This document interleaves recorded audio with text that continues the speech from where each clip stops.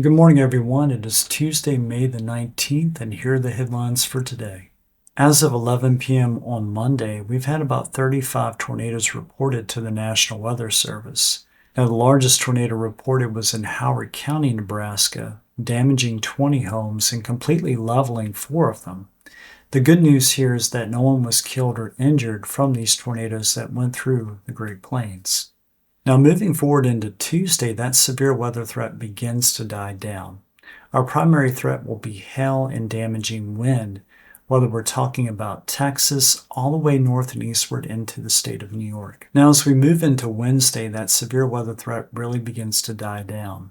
So if you're living along the I-95 corridor, let's say between DC and Boston, there is a marginal risk of severe weather. And we're talking about small hail, maybe some damaging wind from these afternoon thunderstorms that do form. Another area of marginal activity could be in western Texas and perhaps even eastern New Mexico. But again, same thing there. We're talking about mainly a hail threat or damaging wind threat. Well, guys, that's it for the headlines. Let's get into some of the details. So, of course, as you know, we had severe weather during the day Sunday and Monday across the Great Plains. Now, the primary reason for that is that trough over the west. You can see how it's dipping here into the Intermountain West, portions of Utah and Colorado. And ahead of it, we had this low pressure system, this closed low here over portions of Colorado, perhaps into northern Texas, according to this model here. And out ahead of it, of course, we had all that severe weather right over the Central Plains, extending, let's say, as far eastward as Missouri, Illinois, Wisconsin, Minnesota, that area. And these storms pushed off to the east during, let's say, Sunday into Monday and into Monday night as well. Now, what's going to happen over the next couple of days here is that trough is going to begin to die down. And a lot of these lower heights here, indicated by the cooler colors, so let's say the deeper green here that we're seeing over the states of Montana and Wyoming, this is going to begin to move back to the north and east with time.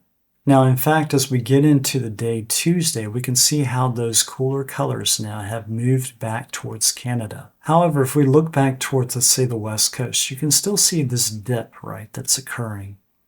And that indicates at least weak troughing over the West Coast. And this will allow for showers and thunderstorms to occur out ahead of it. Anytime, again, you have this dip here, showing a lowering of heights, that can actually trigger showers and thunderstorms this time of year. And once again, we'll have that all the way from Texas up to New York State here during the day Tuesday.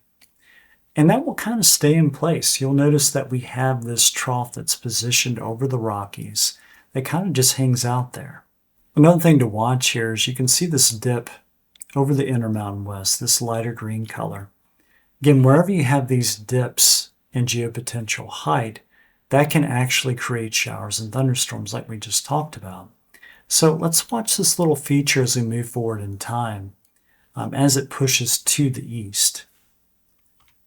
And as we get into Wednesday, again, this is kind of shortened, but again, it's enough to trigger showers and thunderstorms. And that's beginning to move over the Rockies, and that will eventually impact the Great Lakes and the Northeast as we get later in the week. But by comparison to what we were seeing on Sunday and Monday, this is a much weaker trough moving into the Great Plains from Wednesday into Thursday. Now, you've probably heard me talk about 500 millibar heights a lot on this channel, especially if you're a regular viewer. Now, what that's associated with is geopotential height. And basically what that does is that kind of equalizes everything in the atmosphere.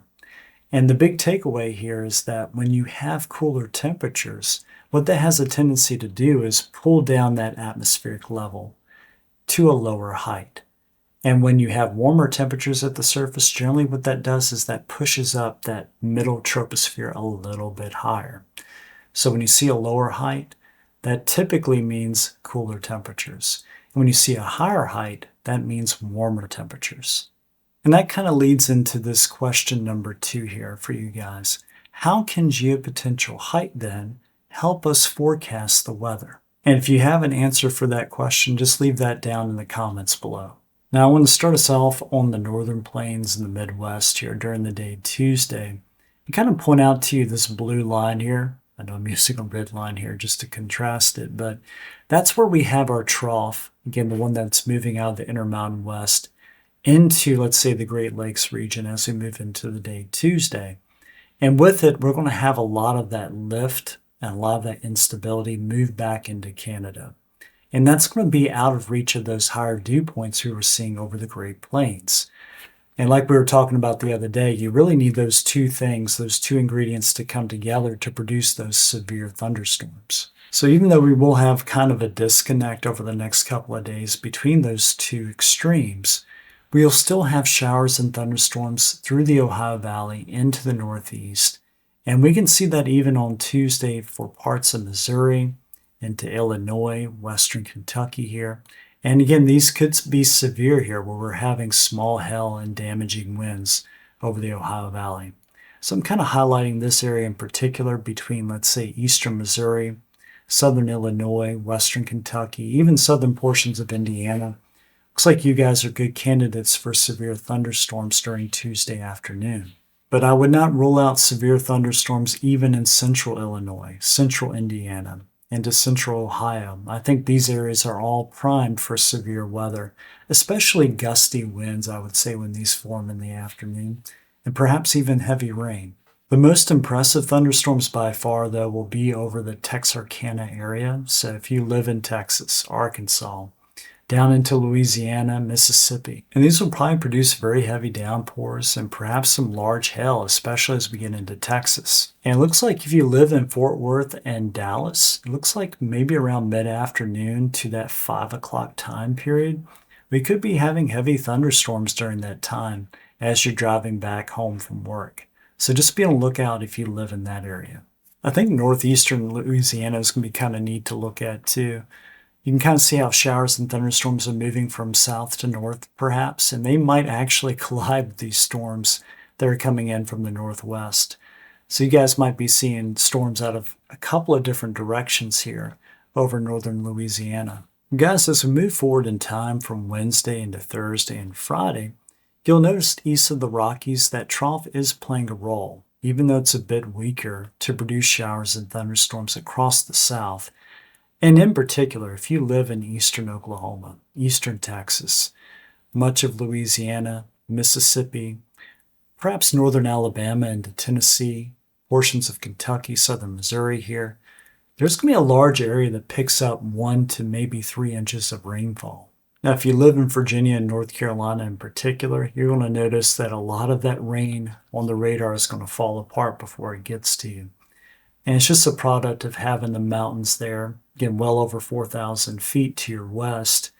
And that's going to kind of drain that moisture, right, before it actually reaches you guys. Now, the good news is that as we move later into the week, you'll have additional chances of rain in these areas that have been experiencing exceptional drought.